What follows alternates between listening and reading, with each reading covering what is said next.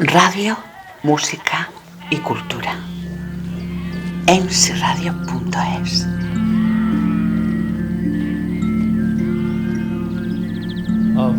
Viaje en el tiempo es una producción para radio, música y cultura de Ediciones Sala Cepeda.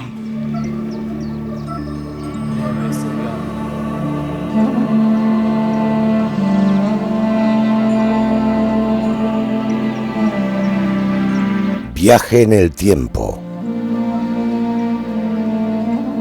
José Antonio Salas Alcázar. Una visión diferente de los grandes personajes de la historia antigua. Sin dogmas de fe, solo historia. Música original, Ramón Pérez de las Peñas. Dirección y producción, Gemma Cepeda Grande. Coordinación audiovisual, Michel Casas. Hoy, Marta y María de Betania.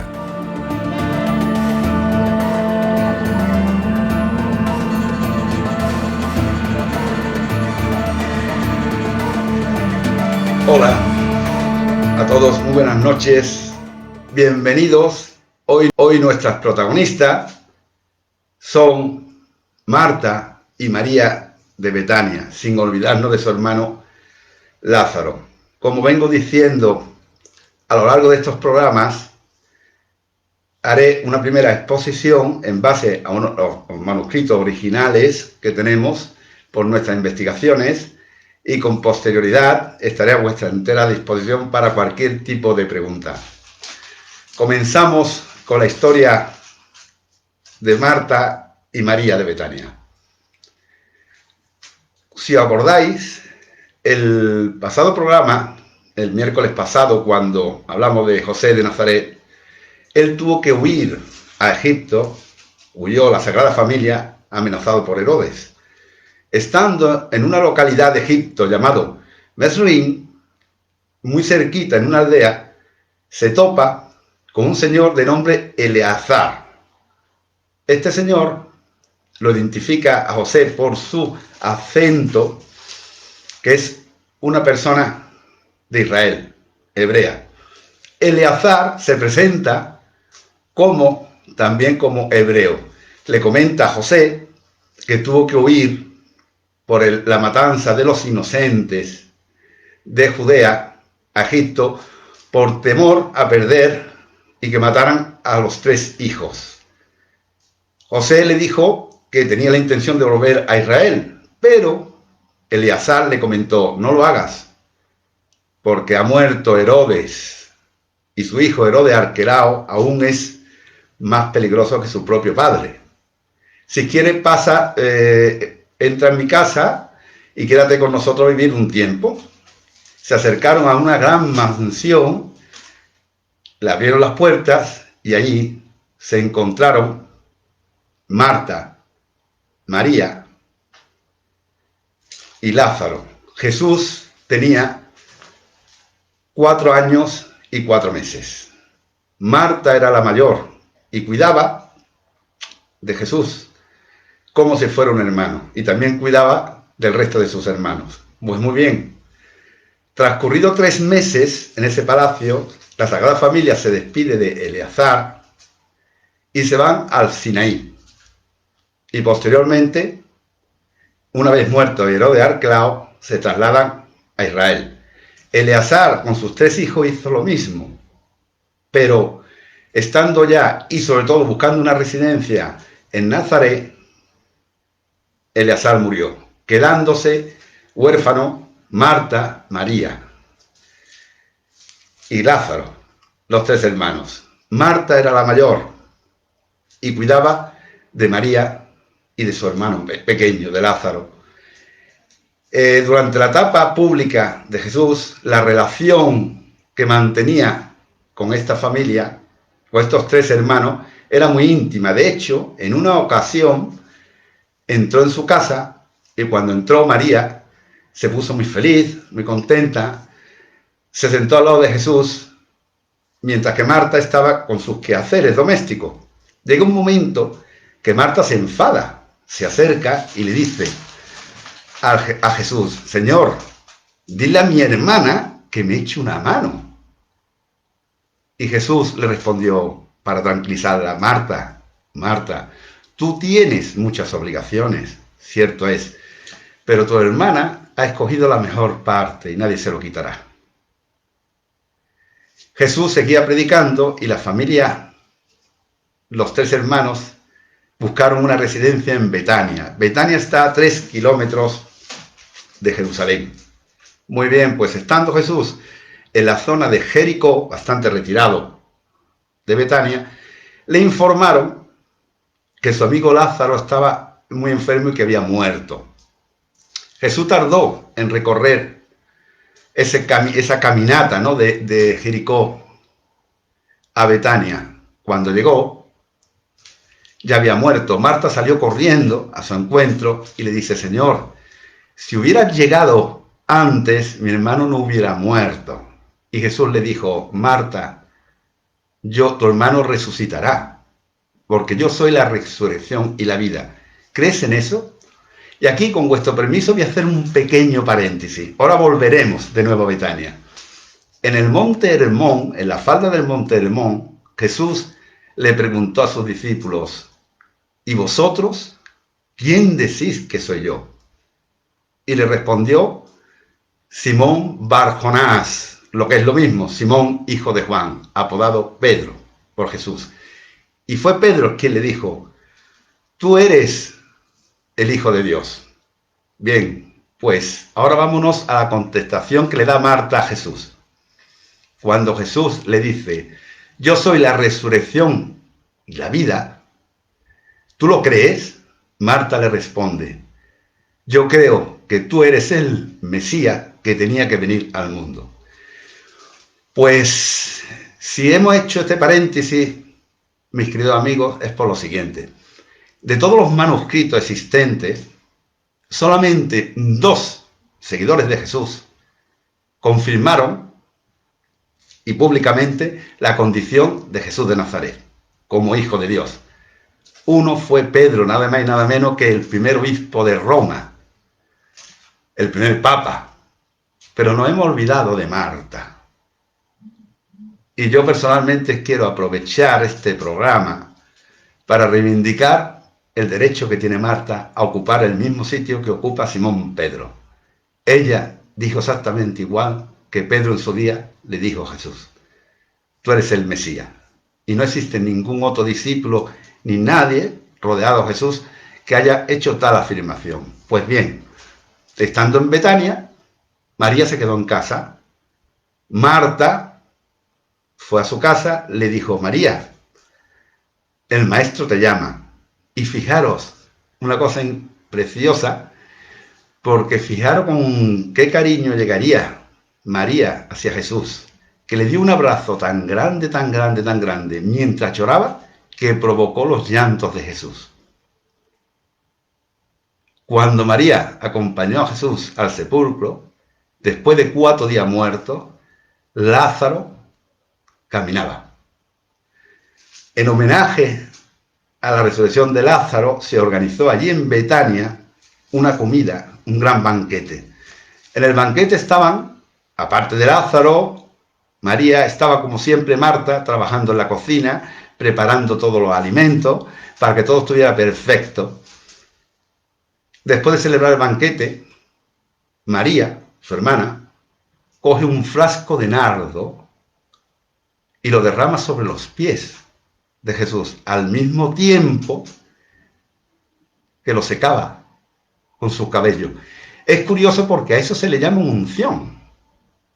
Y la unción siempre se ha hecho sobre la cabeza, nunca sobre los pies. María es la única en la historia que hizo la unción allí en Betania sobre los pies de su maestro, de su querido Jesús. Fue recriminada. Precisamente estaba allí también Judas Iscariote, y claro, la recriminó porque al ver un frasco de nardo de alto valor, dijo Judas: ¿para qué has tirado esta joya, ¿no?, cuando lo podemos vender por 300 denarios. Jesús frenó a todos los que increpaban a María, diciéndole: dejadla, que ella sabe lo que hace, está preparando mi sepultura. Pues bien, la última semana de vida de Jesús, Jesús iba a predicar al templo y se hospedaba en Betania, en la casa de María, Marta y Lázaro. Muy bien. Como Marta era una trabajadora incansable, quería agasajar a Jesús, ¿qué pudo prepararle durante esa semana de alimento a Jesús de Nazaret? Pues conociendo por los manuscritos cómo era Marta y el interés que tenía Marta de agasajar a Jesús, pues si llegaba a su casa y le ofrecía un vaso de leche, como la leche se almacenaba en grandes vasijas, la leche de vaca no era muy común en aquella época porque se cuajaba rápidamente. Era leche de oveja o cabra, que al mismo tiempo utilizaba Marta para hacer quesos. En cualquier comida, el pan era esencial. El pan que le pondría a Marta a Jesús sería un pan de trigo, porque había dos tipos de panes. Pan de cebada, para las personas menos pudientes, para los hogares menos pudientes, y pan de trigo. Tratándose del maestro, tratándose de Jesús, le pondría ese pan de trigo que siempre se partía con las manos.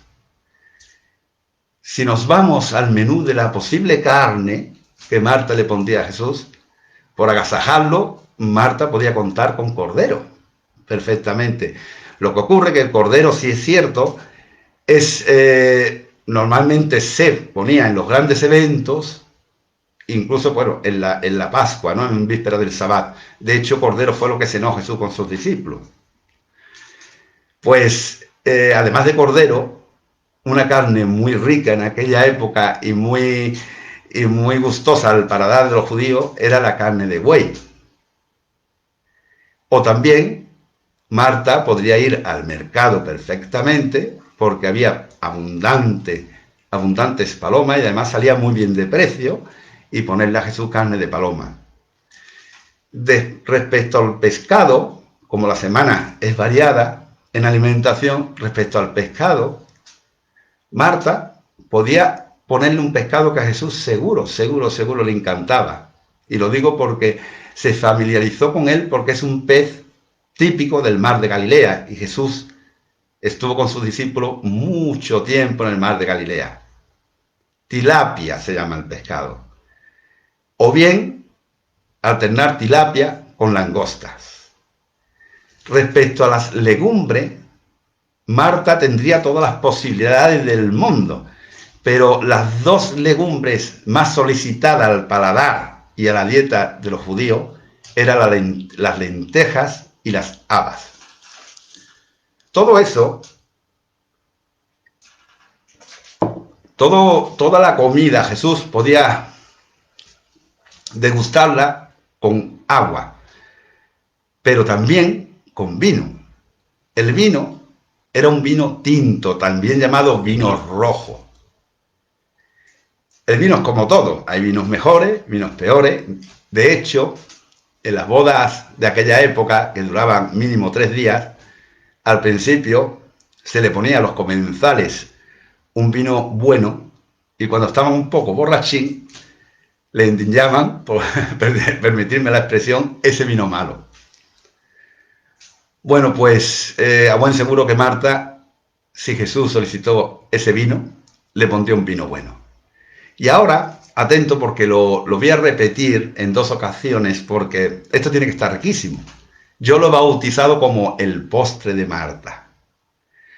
Esto también es una indirecta, porque cuando tenga que salir fuera de España y podernos ver las caras en cualquier conferencia que hagamos, hombre, si alguien tiene el detalle de prepararme este postre, a mí me encantaría. El postre que preparaba Marta, el postre de Marta, era el siguiente. Atentos. Higos y melocotones secos al sol, rellenos de almendra y miel. Repito, para los cocinitas, para la gente de la repostería. Higos y melocotones secos al sol, rellenos de almendra y miel. Durante toda esa semana, y atendiendo cómo era Marta, trabajadora incansable que para su maestro buscaba lo mejor, hemos hablado de ese menú que recibió Jesús en la tierra por última vez. Porque, lamentablemente, en la madrugada del viernes fue apresado en Getsemaní y, lógicamente, llegó a oídos, a buen seguro, de esa casa de Betania. Porque Betania estaba muy cerca de Jerusalén. Cuando Jesús salió por la fortaleza Antonia, salió con el patíbulo. Ya haremos un programa sobre la crucifixión de Jesús, pero os adelanto que Jesús no llevaba la cruz. No era costumbre llevar la cruz. En primer lugar, porque pesaba demasiado. En segundo lugar, porque los romanos crucificaban al año a más de 2.000 personas. Entonces el palo, llamado estipe, el palo vertical estaba sobre la colina, y lo que transportaba a Jesús era el palo horizontal, llamado patíbulo. Pues, al salir de la fortaleza Antonia, lo que le separaba del Gólgota, en cuesta en subida, era 600 metros. Y a la mediación había unas mujeres llorando, que a buen seguro, aunque los manuscritos no lo nombren, dos de esas mujeres que lloraban eran Marta y María. Jesús se volvió y les dijo: mujeres, no lloréis por mí, llorad más bien por vosotras y por vuestros hijos. Si estuvieron en la vía dolorosa, desde lejos vieron el terrible espectáculo de la crucifixión de Jesús. Ellas fueron testigos de ese terrible espectáculo. Y finalmente, cuando Jesús a las 3 de la tarde murió, José de Arimatea pidió su cuerpo, lo sepultaron, se le echaba encima el día. Os explico, los judíos, a diferencia de nosotros que a partir de las 12 cambiamos de día, los judíos cambiaban de día, era el día siguiente en el momento que se ocultaba el sol, lo cual a las mujeres no pudieron, según la costumbre judía, limpiar el cuerpo de Jesús con mirra, que era un aceite aromático de alto valor. Marta y María, además de María Magdalena, además de María Cleofás y otras mujeres, acudieron aquel domingo a terminar lo que no pudieron acabar el viernes. Y ellas también fueron testigos de que aquel sepulcro estaba vacío, testigos de la resurrección de Jesús. A partir de ahí, en la historia, hay muchas leyendas. Se habla de que, María y María Magdalena eran la misma persona y llegó a Francia. Ya vimos en el programa de María Magdalena que no, son dos mujeres totalmente distintas. Se habla que estuvieron en el sur de Francia, en varios sitios. Yo, como historiador, me centro en un escrito que explica lo siguiente. Cuando fue lapidado Esteban, el primer mártir cristiano, eso fue en el año 34, 4 años después de la muerte de Jesús, Lázaro, María y Marta huyeron de Judea y predicaron el Evangelio. Y terminaron en una isla del Mediterráneo, en Chipre, y allí murieron. Bien, esta es la historia basada en manuscritos armenios originales y también en los originales en griego de Mateo, Marcos, Lucas y Juan. Personalmente, para mí es un honor hablar de estas dos mujeres, porque Marta fue una gran trabajadora. Es cierto que se le llama como más materialista, pero ella lo que quería era agasajar a Jesús. Desde muy pequeña, como era la mayor, cuidaba de sus hermanos. Cuidó también en la alimentación de Jesús, no en vano, por eso es la patrona de los hosteleros, que desde aquí les mando un fuerte abrazo. Y siempre se ha vinculado, o han querido vincular, a María Magdalena con Jesús. Y nos hemos olvidado de María, la hermana de Marta. Porque si alguien aunque no tuviera nada, pero si alguien estuvo realmente enamorada de Jesús, fue María, la hermana de Marta. Ella lo dejaba todo, absolutamente todo, cuando venía el maestro y se quedaba embobada, escuchándolo y siguiéndolo. Esta es la historia de dos grandes mujeres, seguidoras de Jesús, que hoy, en este programa, hemos querido darle un homenaje. Muchísimas gracias a ellas dos por permitirme hablar de lo que ocurrió en aquella época. Marta tuvo celo de su hermana. Pues sinceramente, según los manuscritos, sin lugar a dudas. Sin lugar a dudas. Más que nada lo podemos comprobar. Cuando tenían en la primera residencia, que fue en Galilea, Marta intentó provocar que Jesús le riñera a María. Oye, que no me echa una mano. Yo estoy trabajando y ella está contigo. Lo que pasa es que Jesús la tranquilizó y ya le dijo, Manuel, que bueno, que ella tendrá muchas cosas que hacer, pero María había cogido la mejor, que es estar con él. Demuestra que, por supuesto, que tenía celo. De hecho, cuando fue a Betania con la muerte de su hermano, María se quedó en casa y Marta, la mayor, fue la que salió al encuentro de Jesús. Jesús provocó que María acudiera posteriormente. Casada, Marta y María estaban casadas. El casamiento, como hemos comentado en muchas ocasiones, era obligatorio. Pero se eximía de ese casamiento si el caso de las dos hermanas cuidaban a un varón, que en este caso era Lázaro. Ten en cuenta que quedaron huérfanos de padre y madre. Marta los cuidaba a los dos, pero al mismo tiempo estaban exentas porque estaban cuidando a su hermano. En los manuscritos no aparece, Eduardo, en ninguno de los manuscritos que ellas estuvieran casadas, y de haber sido así, se hubiera escrito.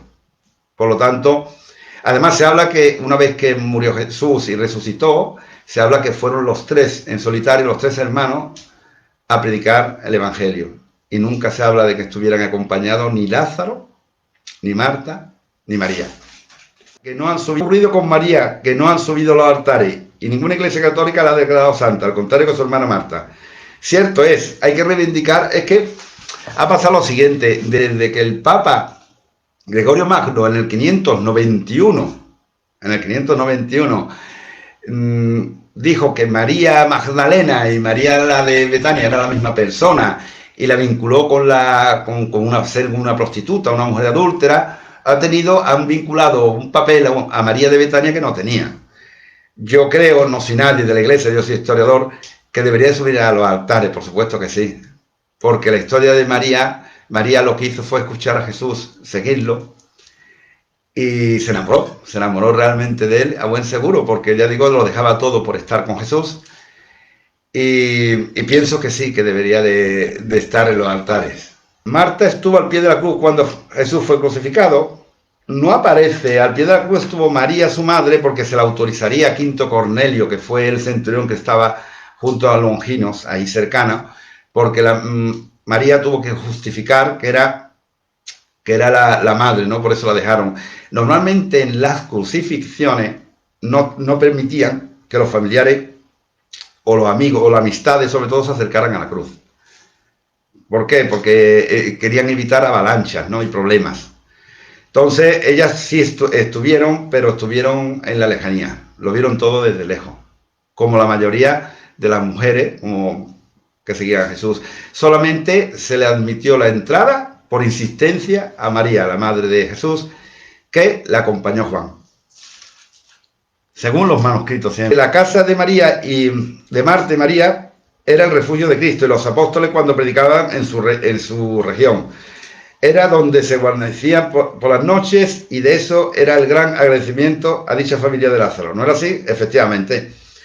Jesús predicaba, como he comentado antes, la exposición en el templo, y se hospedaba en casa de María y Marta, que estaba a 3 kilómetros. Igualmente los discípulos, cuando venían con Jesús. Digamos, era...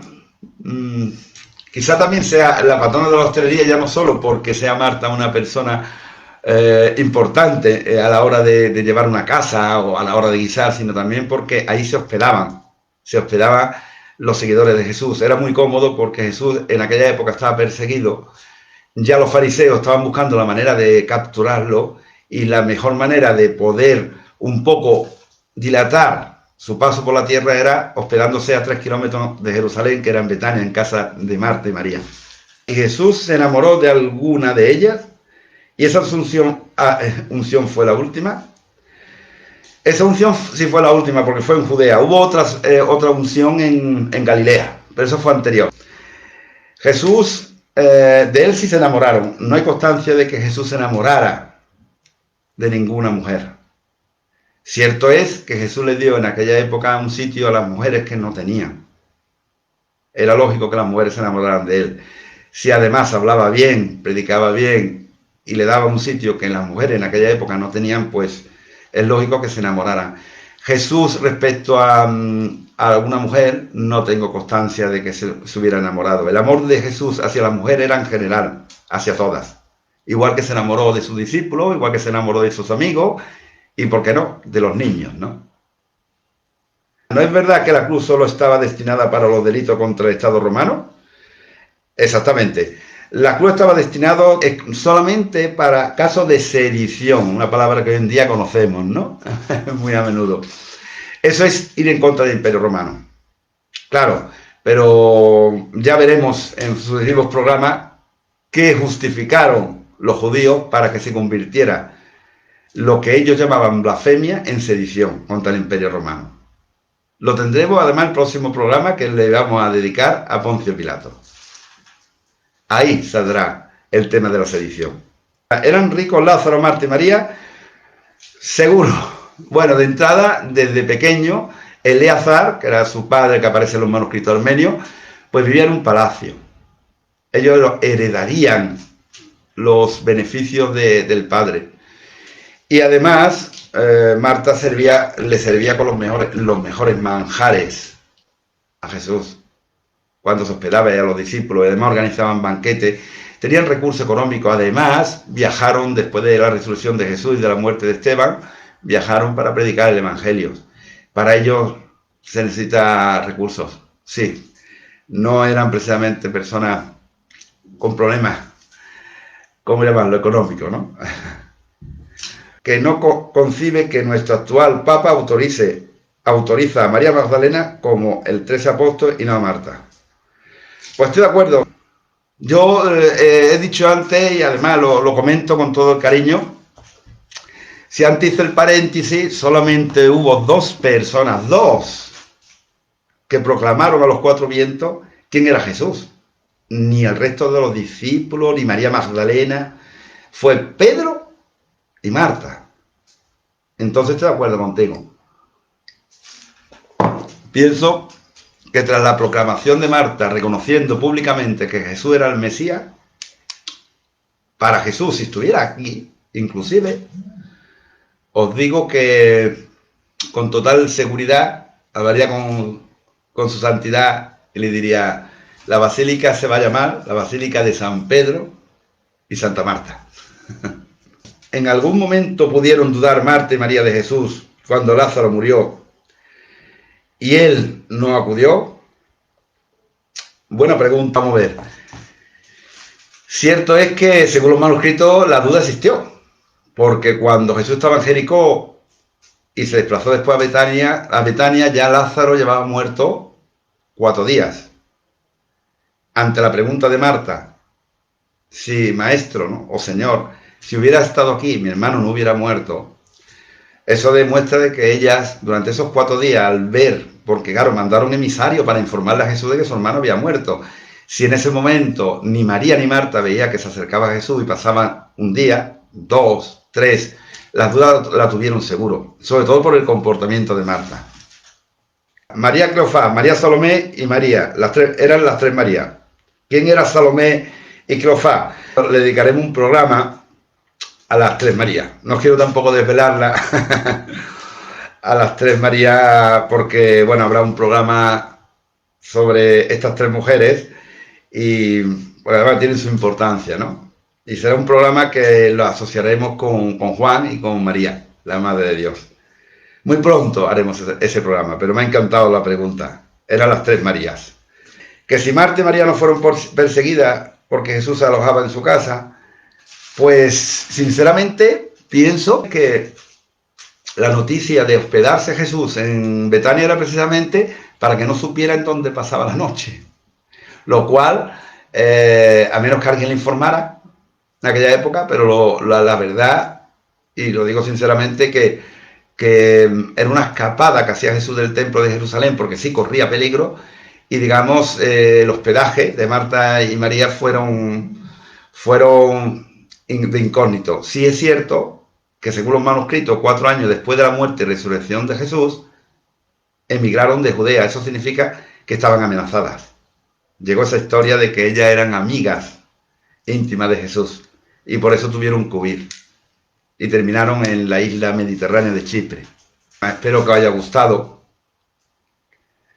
Todo está basado en manuscritos antiguos, hay que seguir una cronología un poco, y son personajes que vivieron muy de cerca con Jesús. Yo me quedo con el trabajo impresionante de Marta por agasajar de la manera que lo hizo a Jesús, y el enamoramiento y esas lágrimas de María. El próximo programa, con vuestro permiso, será dedicado al gobernador de Judea, Poncio Pilato. Hasta entonces, os mando un fuerte abrazo.